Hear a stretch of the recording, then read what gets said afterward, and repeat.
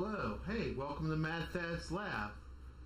And here I'm going to do some repairs. I'm also going to do upgrades, modifications, and other things with vintage electronics. So today what I'm working on is a Garnder D9200 CRT tri-sync monitor chassis.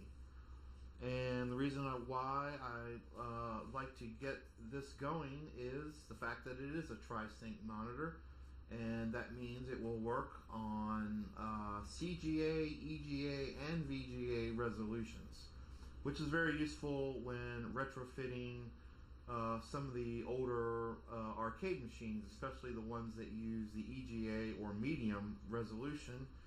Those particular monitors run at around 25 kilohertz horizontal frequency, which is not that common. They won't work with any of the newer LCDs without a converter board, and additionally the aspect ratio is wrong on the LCDs for the larger sizes. So it's always nicer to get the machines going with an originally sized monitor. So I originally, this is put together with pieces from multiple different monitors actually. And this chassis I had going with its original CRT a few months ago. It had a couple of issues. It was dead when I got it, and basically I had found that this FET here, which is part of the horizontal driver stage, was open, and the vertical output IC here was shorted. And let me just get a closer look here and get a better view of that. This FET here, and that's the vertical output IC there. And of course, I replaced the vertical output IC, and I replaced the FET, and the chassis powered up. Of course, the tube was bad, it was very weak, it was dim, basically wasn't usable. And I went ahead and I removed the yoke from the original tube, and there's a picture of the yoke. And unfortunately, this is what they call a bonded yoke. And basically, you have to destroy the CRT to get it off. It doesn't use a clamp to hold it on, and it is converged at the factory. I'm not exactly sure how they do it, but I read somewhere that it's done, it's computerized, and it's not changeable. So pretty much useless as far as retubing another CRT, say I've got one out of a TV or something. So ultimately, I found this CRT here, and this is out of a U3000. It's a different monitor. It was missing the chassis. It actually had a chassis and a power supply over on the side. It was a two board monitor. So I thought, well, hey, I tested the tube. Tests fantastic. Tests like new condition. So I'm like, this is an ideal candidate for a retube. So what you'll notice on this, and we'll see if I can get up here closer,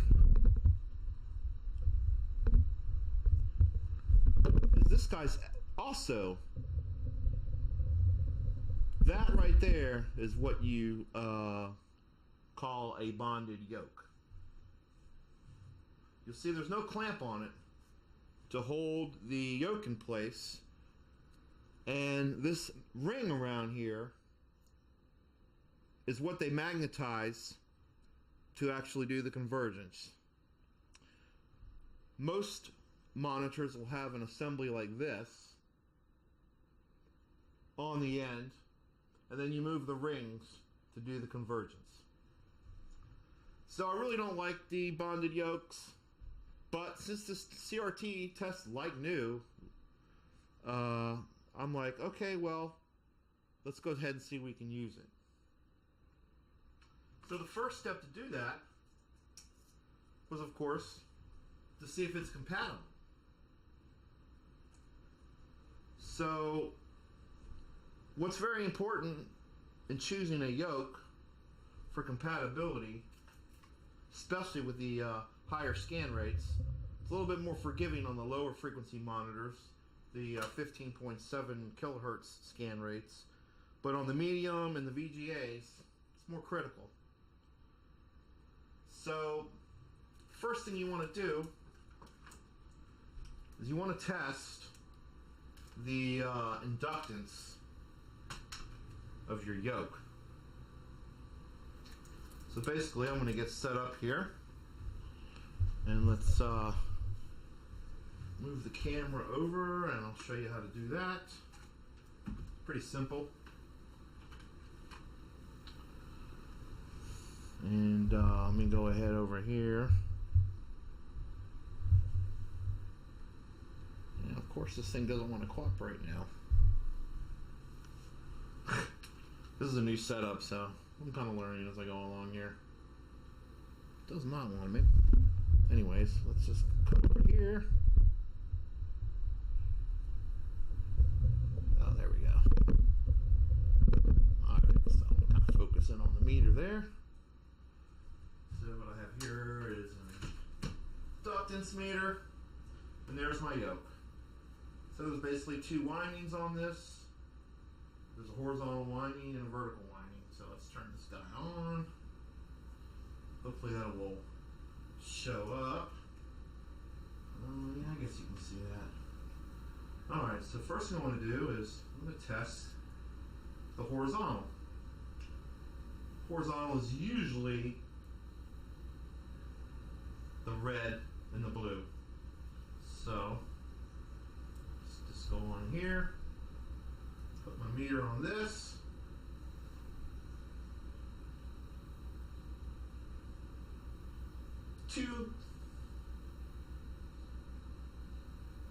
Let's see if we can get a good connection here. I'm just sticking a resistor down here to make the contact through the connector. So,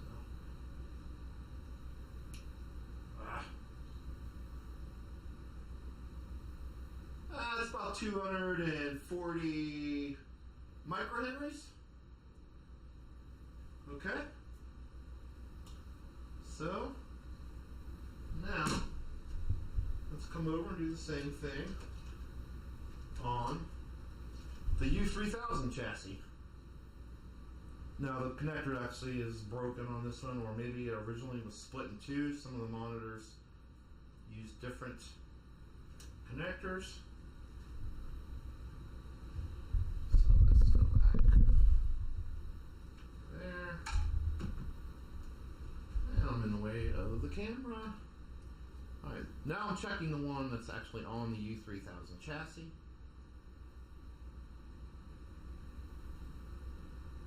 Look at that.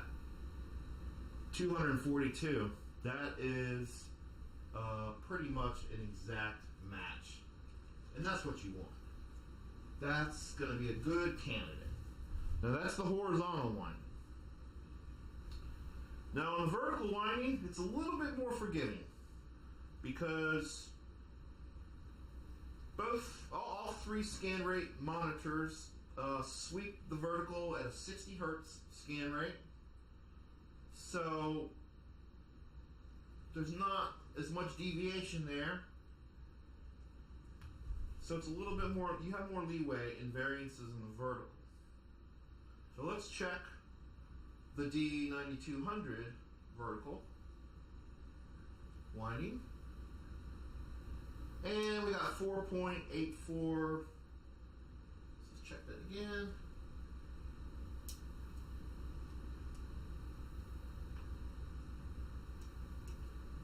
It's so hard. These clips are actually made for probing surface mount components.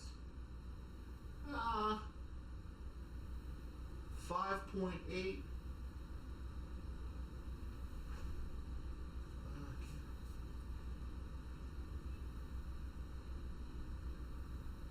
5.8. Okay. So that's that. Now let's actually check the vertical on the U3000. Let's see here. Work around this camera. So here.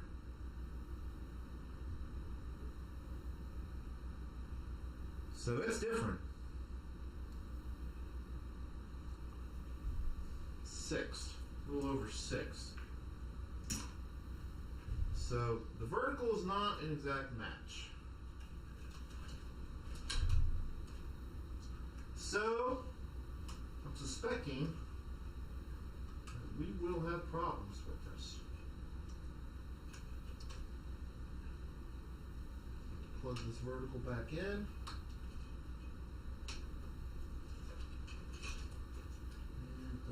Cooperate. Interesting. There we go. Alright, so let's go ahead and set this back up. So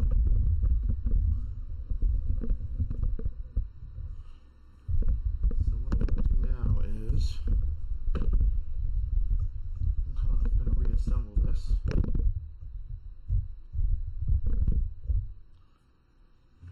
So basically, this is still connected up. The high voltage lead goes to there. You always want to discharge this with a screwdriver to the ground. Basically, you have what they call a DAG wire, which is a ground here. Goes to this band that connects to the ground. You have a G2 connection right there. Okay, that's the basically the brightness adjustment, and goes back to a pot on the flyback, and all the other connectors, video in, operating voltage for whatnot. Slide that guy on there. Now, so I'm going to reposition this guy.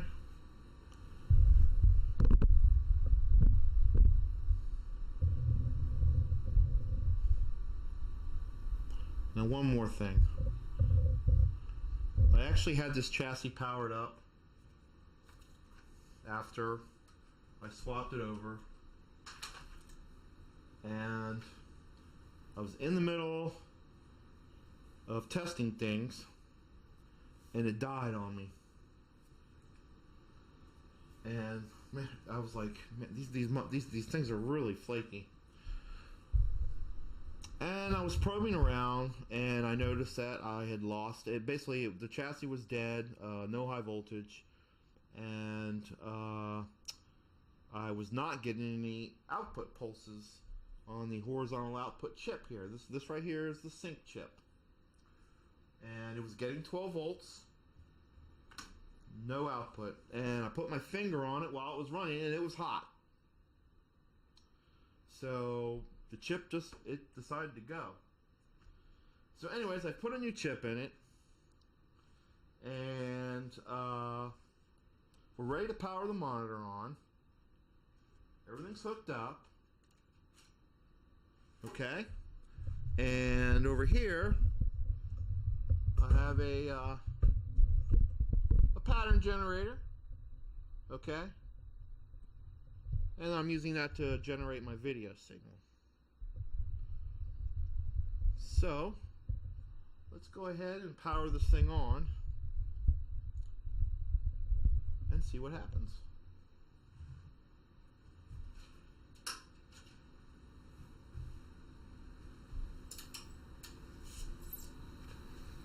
I don't know if you can hear that, but you can hear the high voltage coming up. A little buzzing noise, that's probably the vertical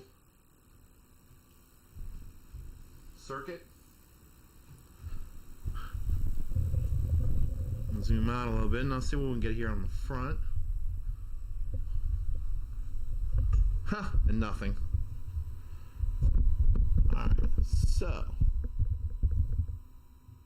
let me pause this and see what's going on here, and we will be right back. Okay, so I just took a quick look at it, and basically this is the kind of stuff that happens.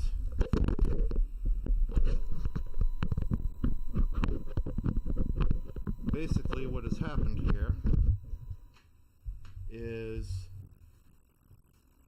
this connection right here goes to there. That's the video input to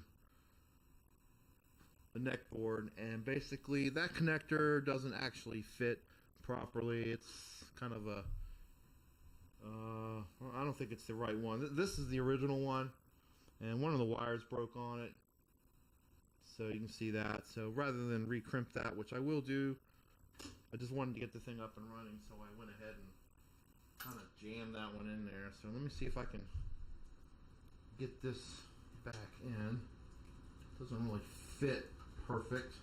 It's loose. Alright. So that's that. Fire it back up.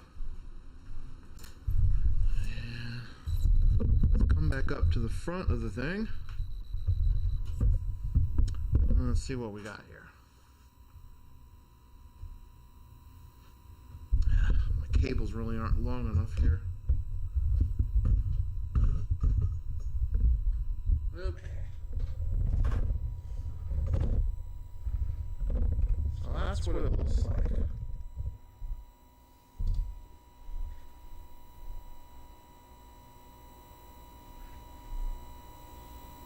And it's like we're missing a color too. So there's probably something loose here. Yeah. So that connector is flaky.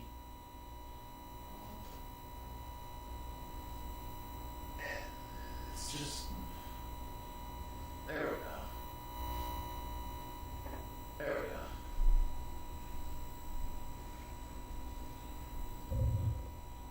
So,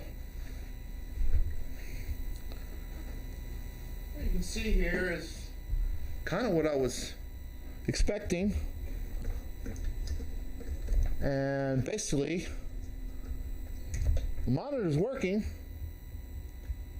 but the vertical doesn't look like it is sweeping completely. So let's go into, there we go, go into the menu here. Contrast, vertical position, past it. Vertical size. Look, it's maxed out. I've already been playing around with this, so as you can see, I can't get enough vertical out of this.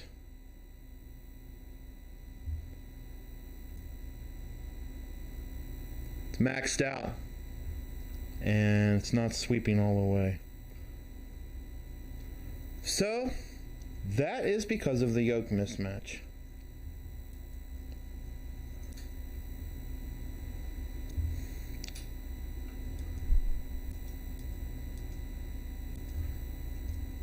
I want to put this down about right there, and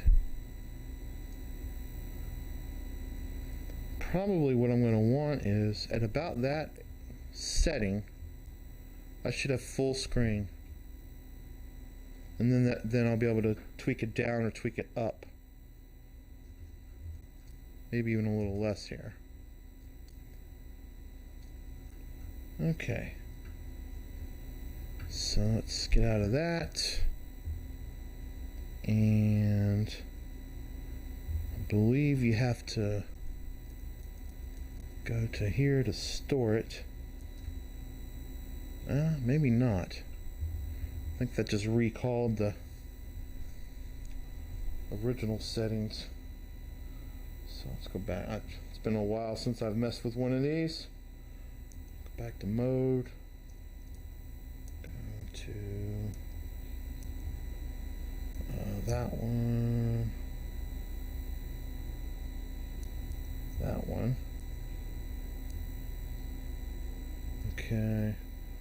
So we got some other issues. Got some bowing on the outside. That's the pin cushion. All right. So right now, I'm mainly concerned about the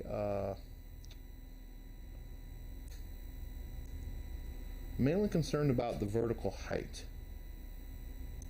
Now we can turn the contrast. You can see this tube is nice and bright. I mean, look at that. That's what you want.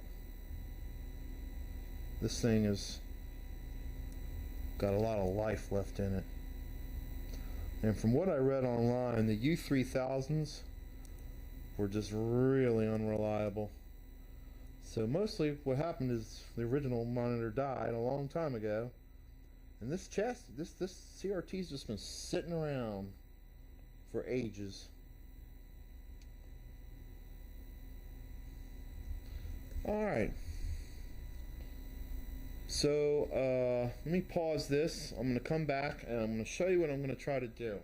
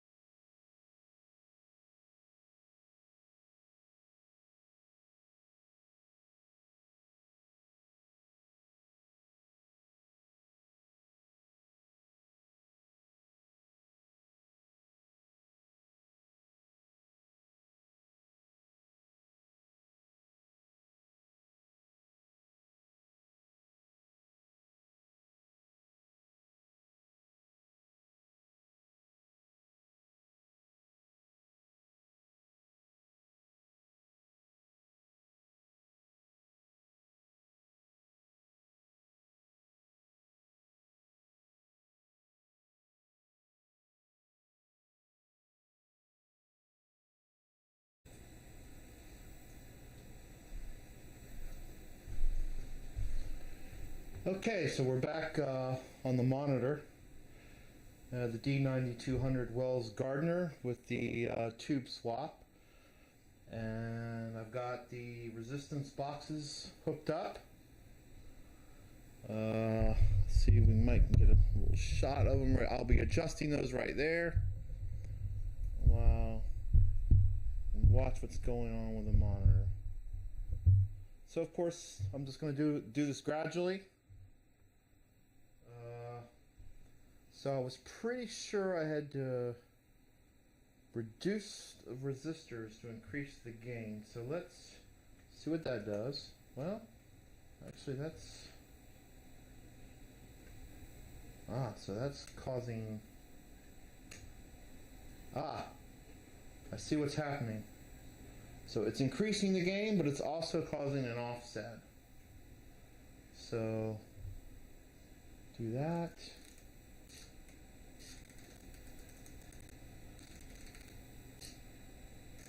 Let's go the other way.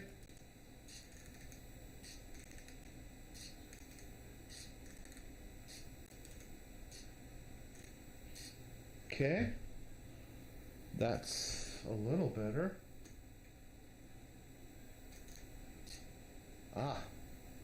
Now we're getting it. That's getting close. Whoops.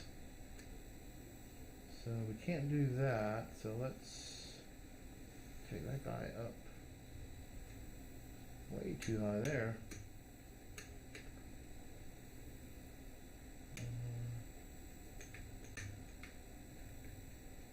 Well, that's interesting.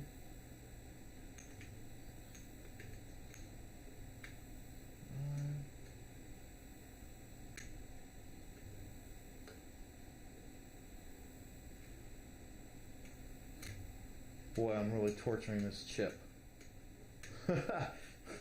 Okay, wait, we're back to where we were. So let me... Alright, so let's then adjust. Interesting, I'm losing adjustment on that. So, oh, wait a minute.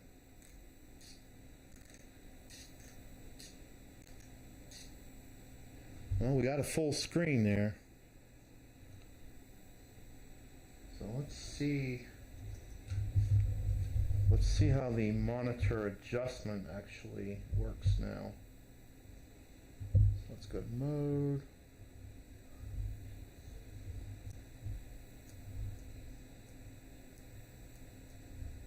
See what kind of adjustment we get on this. So that's...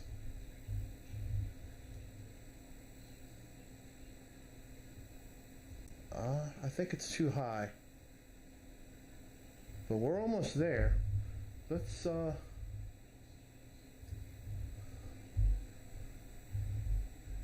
gonna take this one back down.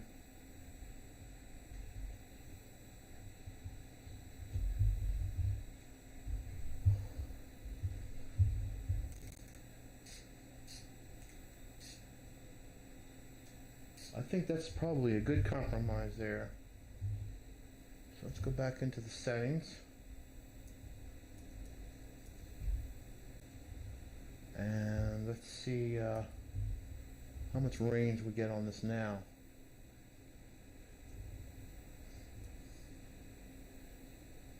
That's full screen. Centered. And we still have quite a bit of range left on the menu, so I think it can come down even more. So let's take this down to 8. Recenter.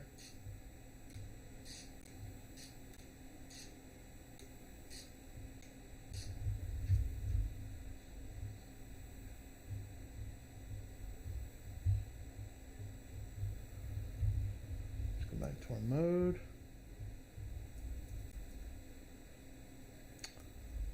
Select that. So vertical size. That's minimum.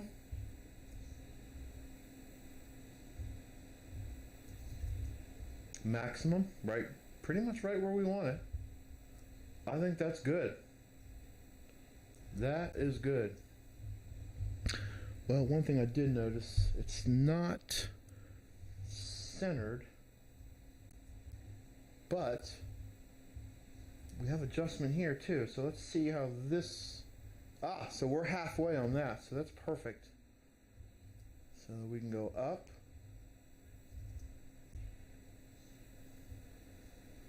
And we can go down. So let me center that back on 128.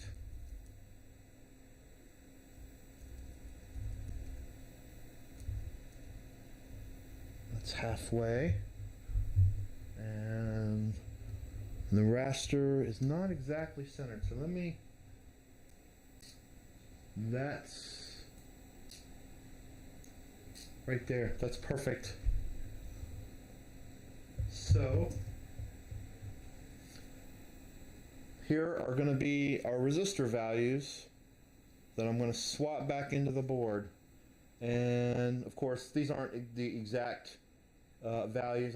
What I will do is I will take these numbers and I will put the closest standard resistor size in there. So 7.15K on the one resistor and 8.9K on the other. So let me go ahead, disconnect the boxes, solder some resistors in there, and then we can retest without the boxes connected and see if things are still functioning properly. And if everything's well, we'll go ahead and maybe hook up a game board to this and see how the picture actually looks with a real signal coming in. Alright, see you back in a bit.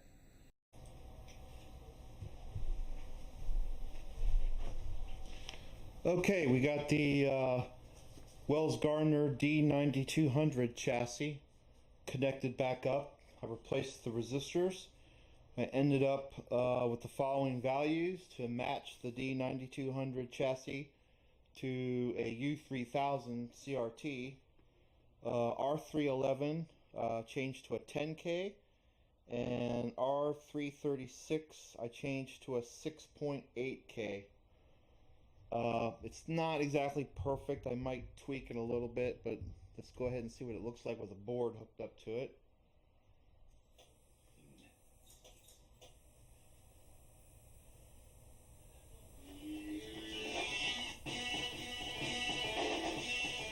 So the picture's not too bad.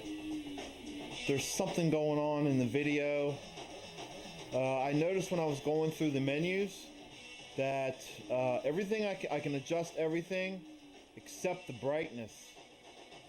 So I think that's causing some type of imbalance on the tube as far as driving the guns. I just used the screen control on the flyback to rough it in here, but obviously it's not perfect. So I will investigate that next. But as far as the tube swap goes and the incompatibility with the vertical section of the yoke, that problem is solved. You can see the deflection is good and the tube is nice and bright, and just a couple more little minor things to take care of, fix this brightness problem, and this monitor is going to be good to go. And haven't figured out what game I'm going to put it in yet, but probably something with a medium res game in it. Daytona, or we've got an off-road game that's got a dead monitor really weak. So I don't know, one of those games. But hey, there it is.